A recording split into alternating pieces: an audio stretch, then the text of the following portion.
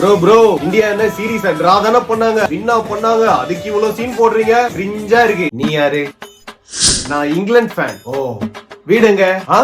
Vannarapettai Washermanpet. அதுக்கு என்ன இப்போ?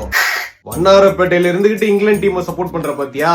நீ பண்றதுதான் கிரிஞ்சா இருக்கு. ஏன் ப்ரோ இந்தியால இருந்து வேற டீமை சப்போர்ட் பண்ண கூடாதா? நல்ல கிரிக்கெட் யார் ஆடுறாங்களோ அவங்களதான் ப்ரோ சப்போர்ட் பண்ண முடியும். அதெல்லாம் ரைட்டு தான்.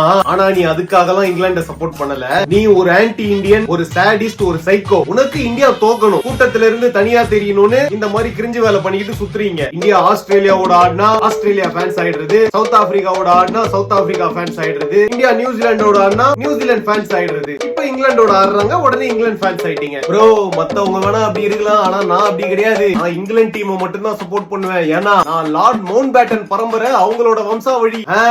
நீ லார்ட் மவுண்ட் பேட்டன் வம்சாவழி இல்லப்பா. அவங்களுக்கு ஜிங்ஜாக் அடிச்சு குமாஸ்தா வேலை பார்த்த ஃபேமிலி ஏதாவது இருந்திருக்கும், அந்த வம்சாவழியா இருப்ப. உங்களெல்லாம் வெள்ளக்காரங்களை அடிச்சு ஓட விட்டாங்க தெரியுமா? அப்பவே அடிச்சு ஓட விட்டுருக்கணும், தப்பு பண்ணிட்டாங்க.